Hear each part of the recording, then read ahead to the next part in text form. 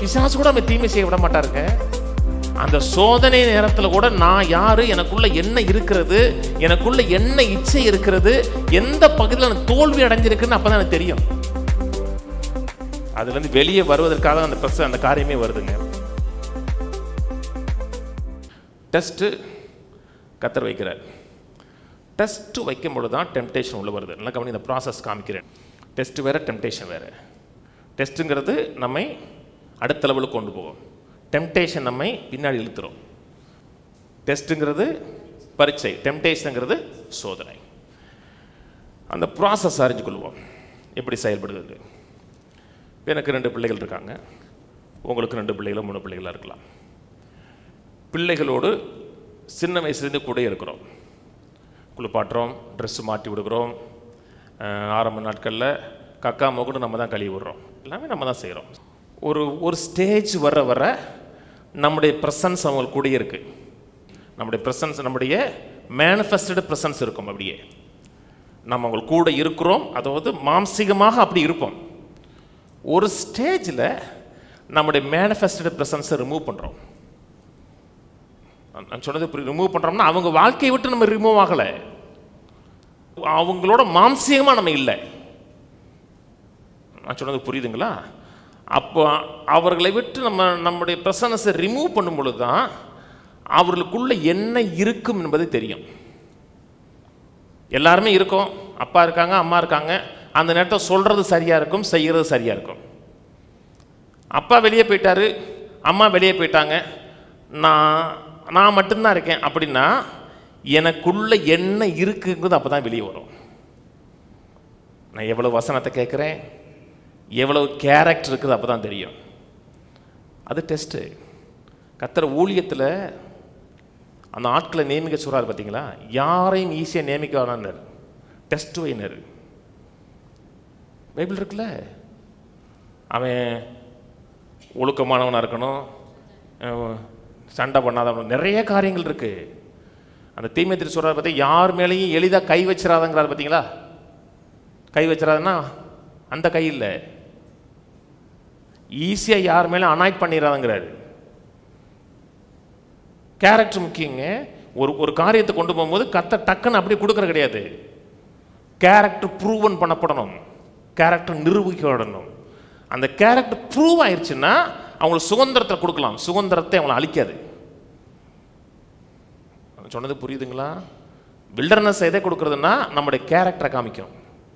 நாம் சந்திக்கிற ஒவ்வொன்றும் டெஸ்ட்டுங்க. அந்த டெஸ்ட்டை ஜெயிச்சிட்டிங்கன்னா நீங்கள் நெக்ஸ்ட் ரேஞ்சு கொண்டு போயிடலாம். இதில் 3 காரியம் இன்வால்வ் ஆகுது டெஸ்ட்டில். ஒன்று கத்தர் செயல்படுகிறது, 2வது காரியம் பிசாசு செயல்படுகிறான், 3வது காரியம் நாம் செயல்படுகிறோம். 3 பேரும் இதில் இன்வால்வ் ஆகிறோம். எல்லாமே கத்தர் கிடையாது. ஒரு மக்கள் நினைக்கிறாங்க, ஒரு குரூப் என்ன இருக்காங்கன்னா எல்லாமே கத்தர், ஆசீர்வதிச்சாலும் கத்தர் தான், அழிஞ்சு போனாலும் கத்தர் தான், என்ன நடந்தாலும் கத்தருடைய செயல். நம்ம ஏன்னு சொல்லக்கூடாது. இது ஒரு குரூப்பு. இன்னொரு குரூப் இருக்காங்க, என்னன்னாலும் பிசாசு, என்ன பிசாசு இப்படி பண்ணிட்டான், பிசாசு அப்படி பண்ணிட்டான், பிசாசு இப்படி பண்ணிட்டான். எல்லாரும் யார் மேலே போட்டுறது? பிசாசு பண்ணிட்டான். அது ஒரு குரூப்பு. ஸ்டேபிளாக நடுவில் இல்லைங்க. கத்தர் செய்கிறார், 2வது காரியம் பிசாசு செய்கிறான். 2க்கு நடுவில் நான் என்ன செய்கிறேங்கிறது தான் முக்கியம். அதில் நான் என்ன செய்ய, நான் என்ன ரெஸ்பான்ஸ் கொடுக்க போகிறேன், நான் என்ன பேச போகிறேன், என்ன கிரியை செய்ய போகிறேன், என் வாழ்க்கையில் என்ன வாயில் வருது, அதான் முக்கியம். கத்தரை நம்பலாம், கத்தரை விசுவாசிக்கலாம், இல்லைன்னா நான் உதறி தள்ளி விடலாம். கத்தரை நேசிக்கிறார்ல, கவனிங்க. கத்தரை அளவில்லாமல் நேசிக்கிறார், அளவில்லாமல் ஆசீர்வதிக்க விரும்புகிறார், நிறைய கொடுக்க விரும்புகிறார். நிறைய கொடுக்க விரும்புகிறேன்னு வாக்குத்தத்தங்களை கொடுக்குறார். உன்னை ஆசீர்வதிப்பேன், உன்னை பெருக பண்ணுவேன், உன் மேன்மையாக வைப்பேன், உன்னை வாளாக வைக்க மாட்டேன், தலையாக வைப்பேன், உன்னை அப்படி செய்வேன் இப்படி செய்வேன்னு சொல்லிட்டு அத்தோட விட மாட்டார். டக்குன்னு அவர் பிரின்சிபல் கொடுப்பார். ஒரு பிரின்சிபல். விதைப்பு அறுப்புங்கிறது என்னது? பிரின்சிபல். ஒரு வேலைக்கு போகிறோம், வேலையில் சின்சியராக இருக்கிறது என்னது? வேலையில் ஜாக்கிரதை, அது என்னது? பிரின்சிபல். தேவன் நமக்கு வாக்குத்தத்தம் கொடுக்குறாரு. ஆனால் வாக்குத்தத்தம் தானாக வர்றது கிடையாது. வாக்குத்தத்தம் நிறைவேறதுக்கு பிரின்சிபல் கொடுக்குறாரு.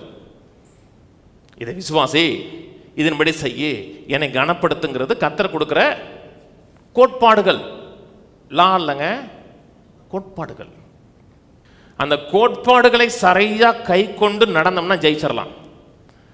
ஆனால் அந்த கோட்பாட்டு படி நான் வாழ மாட்டேன், நான் பாட்டுக்கு வாழுன்னு சொல்லும் பொழுது அந்த வசனத்தை கொடுக்குறாரு பார்த்தீங்களா கர்த்தர். கவனிங்க, வார்த்தையை கொடுக்குறாருல, வார்த்தையை கொடுத்துட்டு கர்த்தர் தம்முடைய பிரசன்ஸை, தன்னோட மேனிஃபெஸ்டட் பிரசன்ஸை வித்ட்ரால் பண்ணுவார். கவனிங்க, வித்ட்ரால் பண்ணுறாருன்னா ஒரு பிரச்சனைக்குள்ள போகும்போது கர்த்தர் இருக்கிற மாதிரி நமக்கு தெரியாது. நம்முடைய புலன்களுக்கு கர்த்தர் இருக்கிறதை ஃபீல் பண்ண முடியாது.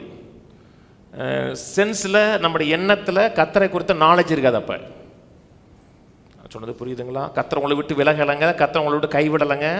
உங்களுடைய ஆவியும் அவருடைய ஆவியும் ஒன்றா 24 மணி நேரம் இருக்குதுங்க. ஆனால் சில நேரத்தில் அவரை குறித்த எண்ணம், கான்சியஸ்னஸ் உங்களுக்கு இருக்காது. அந்த கான்சியஸ்னஸ் அவரை குறித்து இல்லாமல் போது பார்த்தீங்களா, அப்போ தான் டெம்டேஷன் வரும். அவரை குறித்தே எண்ணம் இருக்கிறது, அவரை குறித்தே சென்ஸ் இருக்கிறது. அப்பா அம்மா கூட இருந்தோம்னா பிள்ளைகள் எப்படி நடக்கிறாங்க அது இல்லை. அப்பா அம்மாவுடைய ப்ரெசன்ஸை அப்படி ரிமூவ் பண்ணும் பொழுது அப்போ தான் டெம்டேஷன் வரும். கர்த்தருடைய மேனிஃபெஸ்டட் ப்ரெசன்ஸை உணராத பொழுது, கர்த்தருடைய சமூகத்தை குறித்த நாலேஜ் இல்லாத பொழுது, அதை ஃபீல் பண்ணாத பொழுது, அப்போ தான் பிசாசு டெம்டேஷன் வைப்பான். உனக்கே நடக்கலை, உன்ன மாதிரி அறிவாளி இந்த ஊரில் யார் இருக்கா? உன்ன மாதிரி படித்தவன் யார் இருக்கா? ஒன்றுமே படிக்காதவன் அவள்லாம் எங்கே இருக்கான்? நீ பாரு, இவ்வளோ படிச்சிருக்க, இவ்வளவு திறமசாலியாக இருக்க, உன்ன மாதிரி இந்த ஊரில் எவன் இருக்கான்? அண்ட் நீ கஷ்டப்படுற பார்த்தியா? உங்களே ஒரு ஆளாக காமிப்பான். இப்போ என்ன வருது? இப்போதான் டெம்டேஷன் வரும். அந்த நேரத்தில் எண்ணங்கள், சிந்தைகள் முழுதும் தேவனை குறித்து இருக்குன்னா டெம்டேஷன் பலிக்கவே பலிக்காது. அவருடைய மேனிஃபெஸ்டட் பிரசன்ஸை உணராத போது தான் பிசாசு வருவான். கர்த்தர் வாலண்டராக ரிமூவ் பண்ணுவாருங்க. ஏன் ரிமூவ் பண்ணுவாருன்னா, நம்மளை சோதிப்பதற்காக இல்லை, அதுக்குள்ள நமக்குள்ள என்ன இருக்குங்கிறத அப்போ நம்ம பார்க்கணும். எப்பவுமே பிசாசு கூட நம்ம தீமை செய்ய விட மாட்டாருங்க. அந்த சோதனை நேரத்தில் கூட நான் யாரு, எனக்குள்ள என்ன இருக்கிறது, எனக்குள்ள என்ன இச்சை இருக்கிறது, எந்த பகுதியில் நான் தோல்வி அடைஞ்சிருக்குன்னு அப்போ தான் எனக்கு தெரியும். அதுலேருந்து வெளியே வருவதற்காக அந்த காரியமே வருதுங்க. ஒரு தீமை கூட கர்த்தர் நன்மையாக மாற்றி கொடுப்பாருங்க. உனக்குள்ளே இது இருக்குது, இதுலேருந்து வெளியே வரணுங்கிறதுக்காக தான் கர்த்தர் வைக்கிறார். டெம்டேஷன் ஏன் வருதுன்னா, என்னை அழிப்பதற்காக கொண்டு வரான். எனக்குள்ள இருக்க பழைய பாவ இச்சைகளை கொண்டு வந்து என்னை அழிப்பதற்காக கொண்டு வரான். ஆனால் கர்த்தர் அதை நன்மையாக மாற்றுற அதில் உட்காந்து நம்ம சரி பண்ணுறதுக்கு ஒரு வாய்ப்பு.